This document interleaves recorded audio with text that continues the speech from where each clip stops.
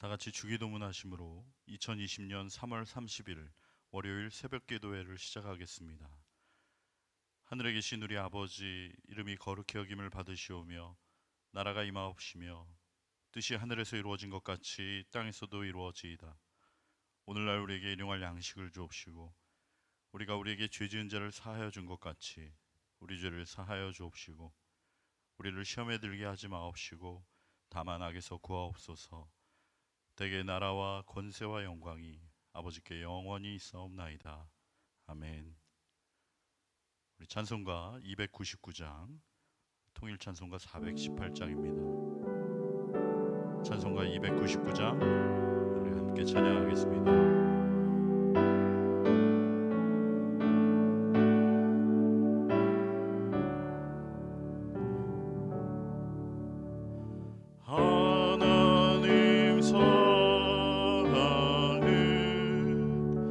온전한 참사랑 내 맘에 부어주시사 충만케 하소서. 내 주님 참사랑 햇빛과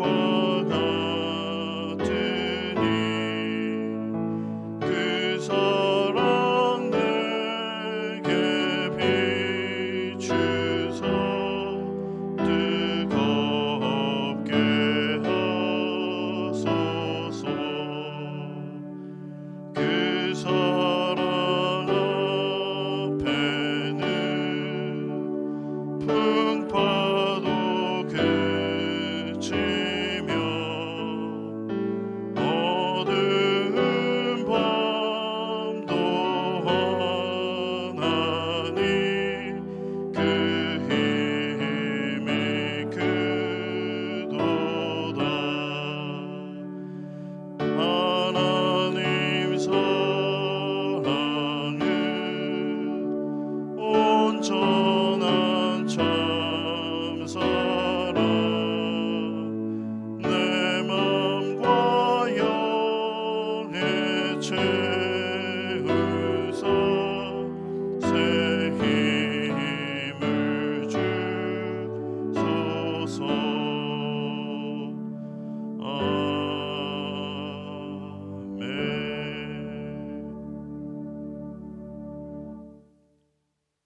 여호와의 자비와 긍휼이 무궁하심으로 우리가 진멸되지 아니함이니이다. 이것이 아침마다 새로우니 주의 성실이 크도소이다. 여호와 하나님 아버지, 주님의 그 자비하심과 긍휼하심이 무궁하심으로 우리가 진멸되지 아니합니다. 이것이 아침마다 새로우니 주님의 성실이 크십니다. 우리가 이 아침에도 그 자비하심과 긍휼하심을 의지하여 주님의 보좌 앞으로 담대히 나아가오니 우리를 온전히 주님의 그 자비하심과 긍휼하심으로 덮어 주시옵소서. 이 아침에도 날마다 새로운 주님의 그 자비와 긍휼을 구하오니 은혜를 베풀어 주시옵소서.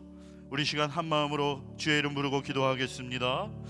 주여, 하나님 감사합니다. 아버지, 주님의 그 자비와 긍휼이 무궁하심으로 우리가 진멸되지 아니합니다. 이것이 아침마다 새로우니 주님의 그 성실하심이 크십니다. 주님, 그 주님의 그 자비하심과 긍휼하심을 의지하여 이 아침에도 주님의 그 은혜의 보좌 앞으로 담대히 나아가오니 주님, 우리를 주님의 자비로 덮어 주시옵소서. 주님의 긍휼로 덮어 주시옵소서. 아무런 자격 없고 공로 없는 자들이 오나 주님, 이 아침에도 주님의 그 자비와 긍휼을 구합니다. 하나님, 온전히 예수 그리스도 십자가의 보혈의 공로만을 의지하여 주님의 보좌 앞으로 나아갈 때 주님 우리를 모두 주님 은혜로 덮어주시고 다시 한번 하나님의 그 놀라운 그 자비와 긍휼 가운데 주님을 바라보며 주님 앞으로 나아가는 아버지, 그런 은혜의 시간 될 수 있도록 성령 하나님 역사하여 주시옵소서. 우리 시간 한 번 더 기도할 때는 특별히 우리 새순교회를 위해서 기도하겠습니다. 어제가 우리 새순교회 창립 28주년이었습니다. 주님의 피값으로 세우신 주님의 몸된 교회, 여기까지 인도하신 에베네셀의 하나님을 찬양합니다. 예수 그리스도만 머리 되어 다스리는 주님의 교회 되게 하여 주시옵소서. 주님의 몸된 교회를 지켜 주시옵소서. 지난 28년 동안 위기의 순간마다 고비 때마다 도와주셨던 살아계신 하나님, 이 위기와 혼돈의 상황 가운데도 여전히 새순교회를 눈동자와 같이 지켜주실 줄로 믿습니다. 불같은 시험을 지나면서 모든 불순물들이 태워지게 하여 주시고, 모든 거품들이 사라지게 하여 주시고, 모든 종교적인 허울과 외식과 위선과 가면들이 벗겨지게 하여 주시고, 다시 한번 거룩하고 순결한 새순교회 되게 하여 주시옵소서. 새부대가 되게 하여 주시옵소서. 이 마지막 시대 주님께서 맡겨주신 귀한 사명 끝까지 감당하는 복된 교회 될 수 있도록, 호주 시드니 땅을 살리고 열방을 살리는 복음의 전초기지가 될 수 있도록 성령 하나님 은혜 베풀어 주시옵소서. 예배의 회복과 부흥을 주시고, 선포되는 모든 말씀이 권능 있게 하시고, 하늘 보좌에 상달되는 기도의 집이 되게 하여 주시옵소서. 우리 시간 주의 이름으로 함께 기도하겠습니다. 주여, 하나님 감사합니다. 지난 28년 전 주님의 피값으로 세우신 살아가는 몸된 교회, 아버지 여기까지 인도하신 에베네셀의 하나님을 찬양합니다. 하나님, 예수 그리스도만 머리 되어 다스리는 교회 되게 하여 주시옵소서. 주님의 그 몸된 교회를 지켜주시고 보호하여 주시옵소서. 아버지, 참으로 주님 이 어려운 시간 가운데, 아버지 고비 가운데, 아버지 주님 날마다 주님께서 도와주셨고, 아버지 우리를 여기까지 인도하셨던 것처럼, 아버지 이 어려운 시간에도 주님 우리와 함께 하시고 눈동자와 같이 지켜주실 줄로 믿습니다. 하나님, 이 모든 불같은 시험 지나면서 우리 안에 있는 모든 불순물들이 태워지게 하여 주시고, 하나님 우리 안에 있는 모든 거품들이 사라지게 하여 주시고, 모든 종교적인 허울과 외식과 위선과 모든 가면들이 벗겨지게 하여 주시옵소서. 다시 한번 거룩하고 순결한 교회 될 수 있도록 아버지 주님 새롭게 하여 주시옵소서. 새부대가 되게 하여 주시옵소서. 그리하여서 주님 이 마지막 시대 주님께서 맡겨주신 그 사명 끝까지 감당하는 영광스러운 교회 되기를 원합니다. 호주 시드니 땅을 살리는 교회 되게 하여 주시고, 열방을 살리는 복음의 전초기지가 되게 하여 주시옵소서. 주님 예배 회복과 부흥을 주시고, 선포되는 모든 말씀들 권능 있게 하여 주시며, 아버지 주님 앞에 드려지는 모든 기도가 하늘 보좌에 상달되는 기도의 집이 될 수 있도록 성령 하나님 다시 한번 우리 교회 가운데 은혜 베풀어 주시고 함께하여 주시옵소서. 하나님 아버지 감사합니다. 오늘도 말씀과 기도와 찬양으로 하루를 시작하게 하시니 감사합니다. 비록 인터넷으로 각 가정에서 예배드리고 있지만 다시 한번 하나님의 그 선하심과 인자하심을 바라보며 그 사랑에 감격하는 은혜의 자리 되게 하여 주시옵소서. 하늘문이 열리는 하나님의 임재가 가득한 자리 되게 하여 주시옵소서. 주님의 음성이 우리의 각 심령에 들려지고 다시 한번 새로운 용기와 새 힘을 얻는 회복의 자리가 되게 하여 주시옵소서. 주님 이 시간 주님의 말씀 듣기를 원합니다. 성령 하나님 우리의 어두운 심령 가운데 말씀하여 주시고 깨닫게 하시고 그 말씀에 순종하여 살아가는 복된 은혜를 이 아침 우리 모두에게 허락하여 주시옵소서. 우리 모두를 사랑하시는 예수님의 이름으로 기도드립니다. 아멘. 하나님 말씀은 마가복음 12장 18절부터 34절까지 말씀입니다. 마가복음 12장 18절부터 34절까지 말씀 제가 봉독해 올리겠습니다. 부활이 없다 하는 사두개인들이 예수께 와서 물어 이르되, 선생님이여, 모세가 우리에게 써주기를 어떤 사람의 형이 자식이 없이 아내를 두고 죽으면 그 동생이 그 아내를 취하여 형을 위하여 상속자를 세울지니라 하였나이다. 7형제가 있었는데 마지가 아내를 취하였다가 상속자가 없이 죽고, 둘째도 그 여자를 취하였다가 상속자가 없이 죽고, 셋째도 그렇게 하여 7이 다 상속자가 없었고 최후에 그 여자도 죽었나이다. 7사람이 다 그를 아내로 취하였으니 부활 때 곧 그들이 살아날 때에 그 중에 누구의 아내가 되리이까? 예수께서 이르시되, 너희가 성경도 하나님의 능력도 알지 못함으로 오해함이 아니냐. 사람이 죽은 자 가운데서 살아날 때에는 장가도 아니가고 시집도 아니가고 하늘에 있는 천사들과 같으니라. 죽은 자가 살아난다는 것을 말할진대 너희가 모세의 책 중 가시나무 떨기에 관하여 그래 하나님께서 모세에게 이르시되 나는 하나님 아브라함의 하나님이요 이삭의 하나님이요 야곱의 하나님이로라 하신 말씀을 읽어보지 못하였느냐. 하나님은 죽은 자의 하나님이 아니요 산 자의 하나님이시니라. 너희가 크게 오해하였도다 하시니라. 서기관 중 한 사람이 그들이 변론하는 것을 듣고 예수께서 잘 대답하신 줄을 알고 나와 묻되 모든 계명 중에서 첫째가 무엇이니이까? 예수께서 대답하시되 첫째는 이것이니 이스라엘아 들으라. 주 곧 우리 하나님은 유일한 주시라.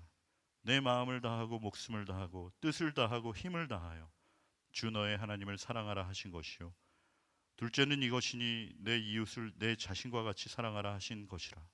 이보다 더 큰 계명이 없느니라. 서기관이 이르되 선생님이여 옳소이다.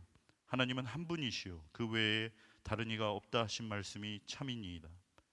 또 마음을 다하고 지혜를 다하고 힘을 다하여 하나님을 사랑하는 것과 또 이웃을 자기 자신과 같이 사랑하는 것이 전체로 드리는 모든 번제물과 기타 제물보다 나으니이다. 예수께서 그가 지혜 있게 대답함을 보시고 이르시되 내가 하나님의 나라에서 멀지 않도다 하시니 그 후에 감히 묻는 자가 없더라. 아멘. 오늘 본문은 크게 두 부분으로 나누어집니다. 18절부터 27절까지는 사두개인들의 질문과 그에 대한 예수님의 답변이고 28절로부터 34절까지는 서기관의 질문과 또 그에 대한 예수님의 답변인 것이죠. 먼저 사두개인들의 질문과 그에 대한 예수님의 답변을 한번 보겠습니다.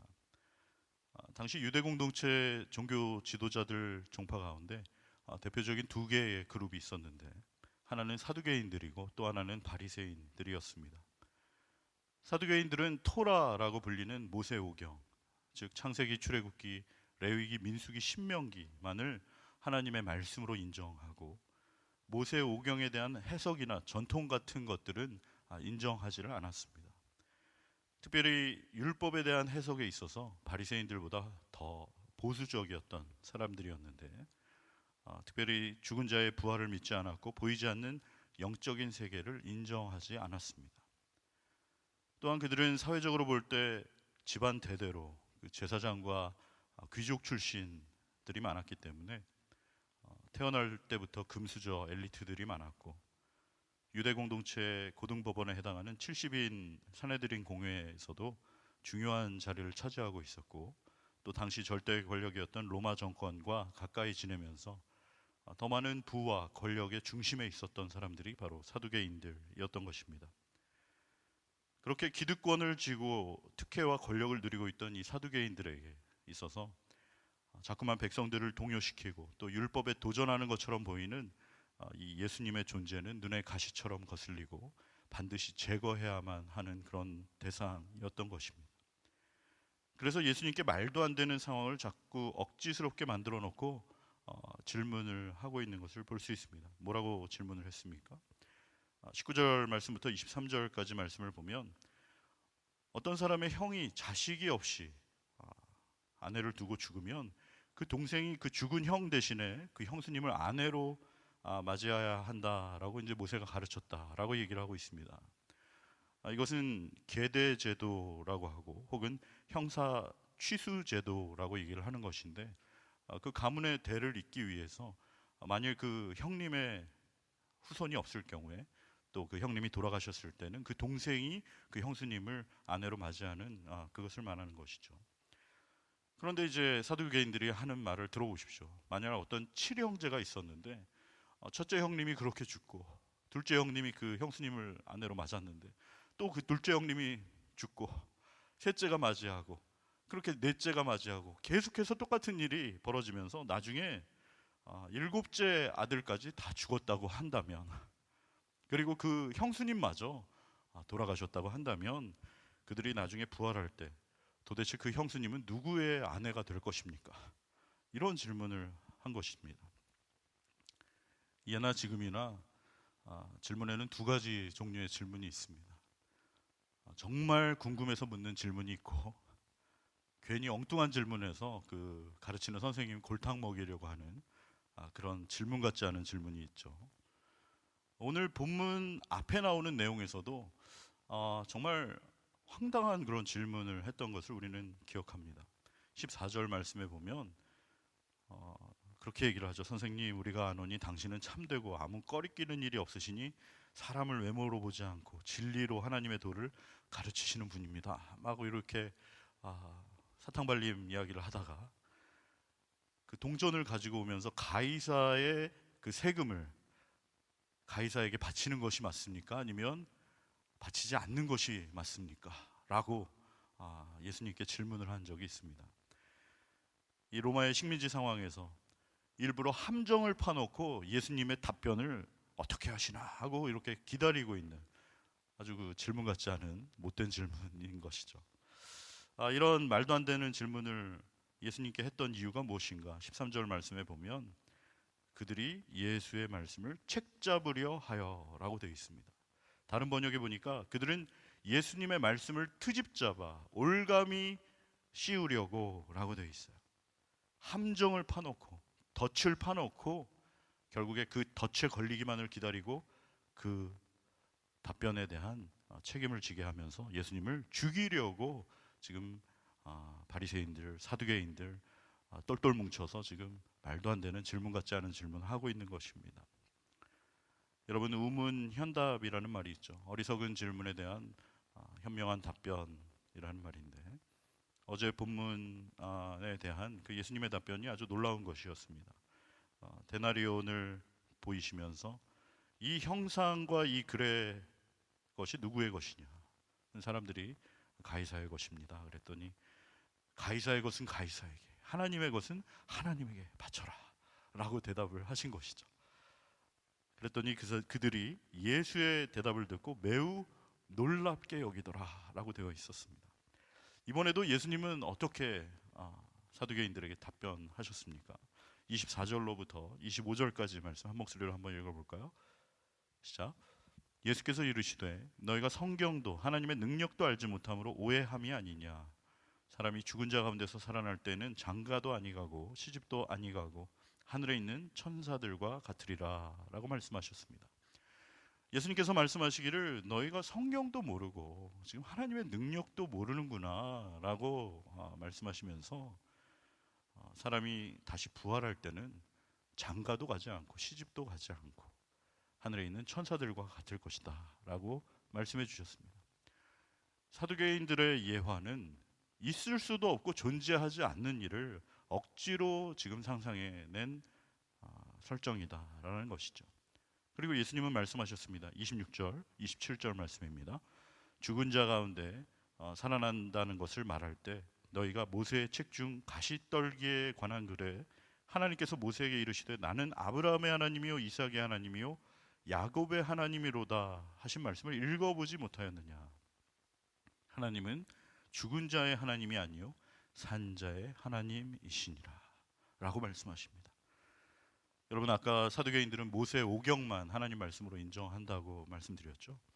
이제 예수님께서는 그 사두개인들이 하나님의 말씀으로 인정하는 그 모세 오경 중에서 출애굽기 3장에 나오는 그 말씀을 인용해서 설명을 해 주신 것입니다.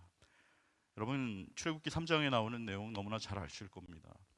모세가 미디안 광야로 도망가고 자기의 장인어른 이드로의 양떼를 치고 있는 정말 실패한, 잊혀진 그런 삶을 살아가고 있는 그런 가운데 어느 날 그 광야에서 양떼를 돌보면서 지나가다가 갑자기 저쪽 떨기나무에 불이 붙었는데 그 떨기나무가 불이 계속 타고 있는 것을 발견하게 됩니다. 그리고 그 떨기나무를 가까이 가서 보려고 할 때 그 떨기나무 가운데 하나님께서 말씀하시죠. 모세야, 내가 선 곳은 거룩한 땅이니 내 발에서 신을 벗어라 라고 말씀하셨고, 또 나는 내 조상의 하나님이니 아브라함의 하나님, 이삭의 하나님, 야곱의 하나님이다 라고 하나님께서 모세에게 말씀하셨던 것입니다. 여러분, 하나님께서 모세에게 나는 내 조상의 하나님이니 아브라함의 하나님, 이삭의 하나님, 야곱의 하나님이라고 말씀하신 걸 한번 생각해 보라는 것이에요. 하나님은 이미 오래전에 죽은 아브라함과 이삭과 야곱의 하나님이라고 말씀하셨는데 하나님이 어떻게 죽은 자들의 하나님이 되실 수 있겠느냐라고 말씀하시면서 하나님께서 모세를 만나 주셨을 때 그 이스라엘 백성의 조상이었던 아브라함과 이삭과 야곱은 이미 죽은 지 오래되었지만 사실 그들은 죽지 않고 살아서 지금 하나님 옆에 있다라는 것을 예수님께서 말씀해 주신 것이죠. 종교개혁자 칼빈의 주석처럼 자녀가 없는 아비가 있을 수 없고 백성이 없는 왕이 있을 수 없듯이 하나님은 살아있는 자의 하나님이시다 라고 말씀하고 있는 것입니다. 살아있는 아브라함과 이삭과 야곱의 하나님이라고 모세에게 말씀해 주셨던 것이죠. 여러분, 하나님께서 모세에게 자신을 소개해 주신 자신의 이름 여호와라는 이름의 뜻이 그렇습니다. 잘 아시는 것처럼 영어로 I am who I am, 나는 스스로 있는 자니라 라는 그 말이 바로 우리 여호와 하나님을 말하고 있는, 그리고 또 스스로 불타고 있는 그 떨기나무가 그 어떤 것에도 의존하지 않고 그 어떤 것으로 또 말미암지 않는 스스로 계신 지존자, 절대자 하나님을 상징하고 있었던 것이죠. 사랑하는 성도 여러분, 우리가 믿고 있는 하나님은 전설 속에 막연한 누군가의 죽은 자의 하나님이 아니라 지금도 살아계셔서 나의 하나님이신 줄로 믿습니다. 우리가 믿고 있는 그 하나님, 아브라함과 이삭과 야곱의 하나님이시며 2020년 오늘을 살고 있는 바로 나의 하나님이심을 고백하는 저와 성도님들 되시기를 주님의 이름으로 축원합니다.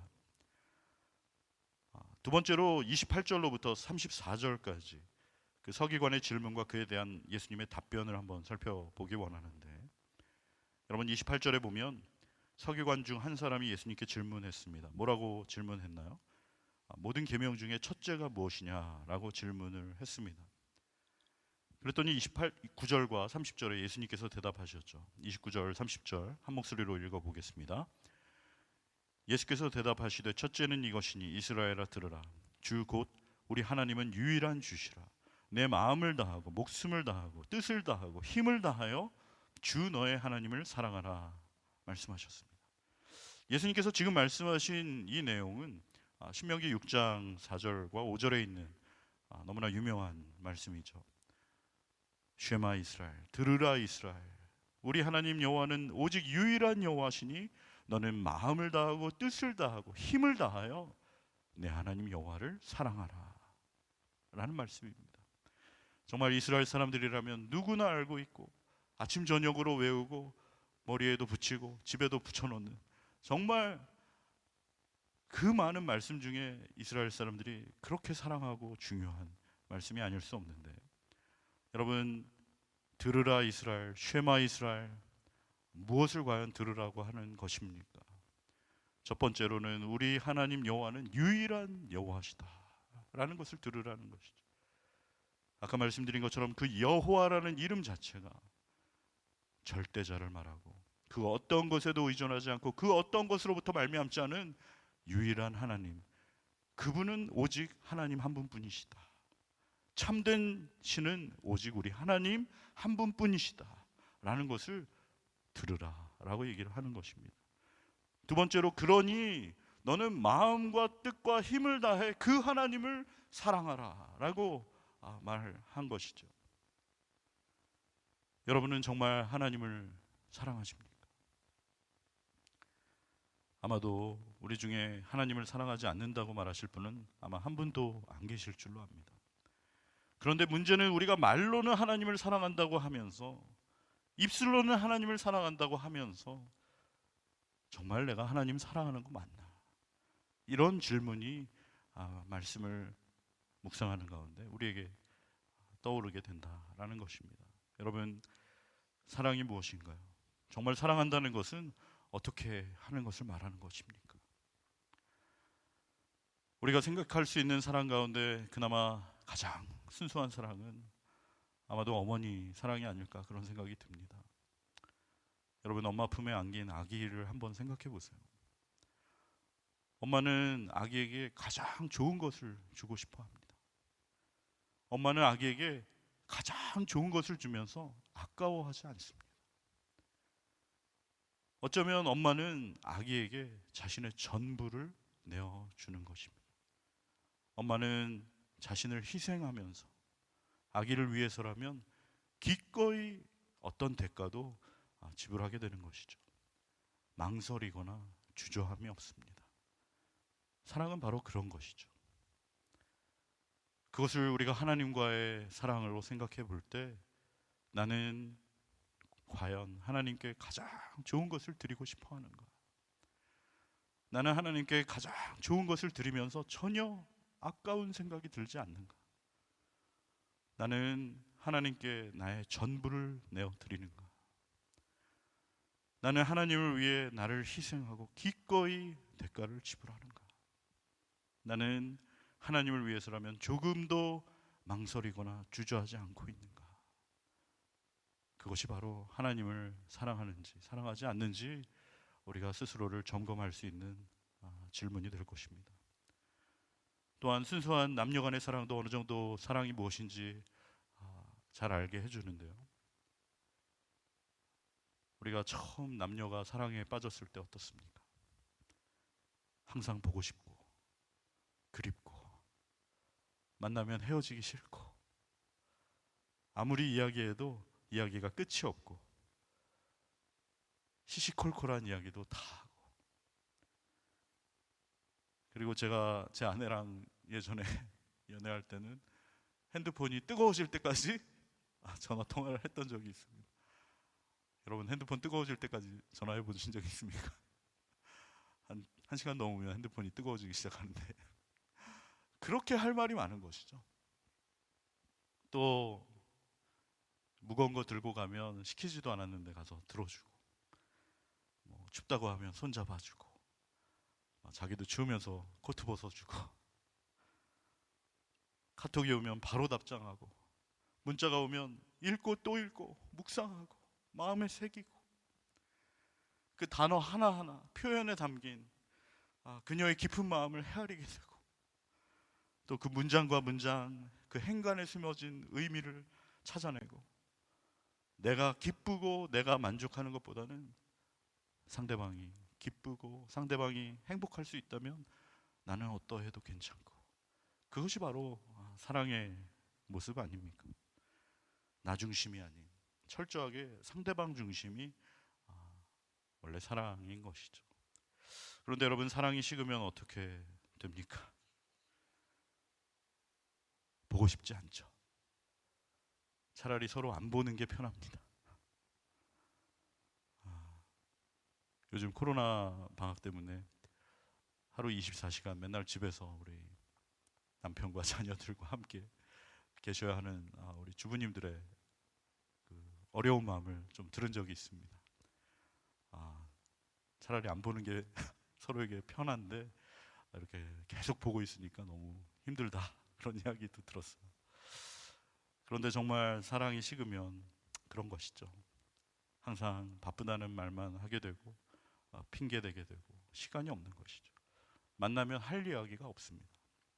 용건만 간단히 하라고 하고, 그래서 결론이 뭐냐고 얘기를 하게 되고, 설거지나 청소 이런 거 했냐 안 했냐 규칙만 정해놓고 전혀 마음이 담기지 않은, 영혼이 없는, 어쩔 수 없이 마지못해서 하게 되는 것이죠.